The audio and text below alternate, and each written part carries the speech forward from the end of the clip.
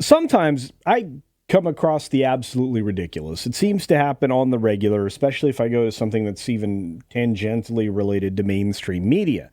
And I think we probably all experience that from time to time where, we're confronted by a story, whether or not we went searching for it, and just the ridiculousness of it all. And it's even worse when the people involved are just trying to throw shade or a perspective that never existed onto a subject matter that you actually know quite a bit about. In this case, it's Star Wars. And, it involves screen cramps or whatever. And they just don't seem to understand the Jedi, Star Wars, or probably almost anything. This one's going to be fun. But before we jump into it, I would like to say that whether or not you think that the Sith is a derogatory term that was used by the Jedi or not, thank you, Screen Rant, you should be checking out my website, beachpunk.us, as we continue to bring you new gear, new designs, and seasonal stuff as well. In addition, if you've been paying attention, I've been dropping discount codes on the regular. And, we won't be doing that today, but if you go watch a couple of videos from the day before or the day before that, you might find a discount code or two in the comments. On that note, we're going to jump right into this story with a quick reminder to double check you're subscribed to the channel because people have been getting unsubscribed and we've been having a hard time getting to 25K, so do double check that. So I found this story. Happenstance. Somebody sent it, commented on it, whatever. It just showed up in my feed. And I'm like, what is this? So it took me a minute. I had to go look for it because it was buried under another story from a few days ago that probably was equally ridiculous. So you can be the judge, though, as we scroll up on Screen Cramps' site. Star Wars may have massively retconned Sith history with one line. Well, I would say that did happen. And this is 5 days ago now, which will be maybe 5 or 6 days when you see this. And yeah, no arguments there. The term Sith may have been a Jedi-created slur for dark side users, which the Sith later reclaimed. Okay. The theory adds complexity to the conflict between light and dark sides of the Force, potentially revealing the Jedi's role in the creation of the Sith.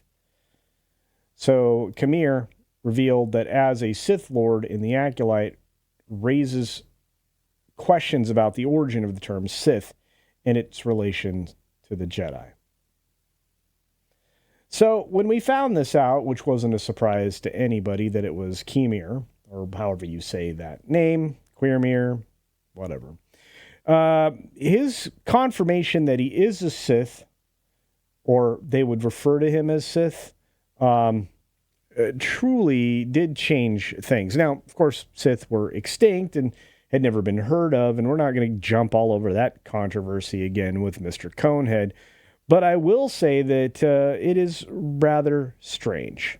So, Kamir seems to be hinting the Jedi named the Sith. I don't know if that's necessarily true or not. I don't remember that. Perhaps it was in one of the many books. It's possible. But his speech to Master Soul, in which he describes what he is, Kamir responded, "You might call me a Sith." While, of course, that isn't concrete. See how we're now distancing ourselves from these ideas? Kamir's phrasing suggests the term Sith doesn't come from dark side users, but the Jedi. Okay, I'm not sure that it would. And while this is only a hint, this theory, again, hint, theory, although Kamir's statement would suggest he isn't a true Sith, like so many have theorized, it's possible that the term Sith is a catch-all term that the Jedi applied to any dark side user. Kamir may not identify with the term. Identity politics, folks. There it is. Kamir may not identify as a Sith, but he would consider himself part of a different order. All right. So was it a derogatory term, which is where we started this video? So Star Wars has developed in-universe expletives before, well, in understanding of what, spice was and death sticks, and that didn't seem to matter to this show. But while Star Wars generally stays away from derogatory names, it has developed its own language, words, and phrases. Yeah, like Nerf herder, which everybody uses. You're a scruffy Nerf herder, which I actually identify with. Uh-oh, identity politics. Anyway. So one of the most common is dank farik, which may be an expletive, but is usually used to express anger or excitement. While it's mostly used by Din Djarin, many other characters have also uttered it. Other Star Wars expletives include Karabast, which is most often used by Gera Zeb Zeb in Star Wars Rebels. Other famous examples is from when Princess Leia Organa called Han Solo a half-witted, scruffy nerf herder.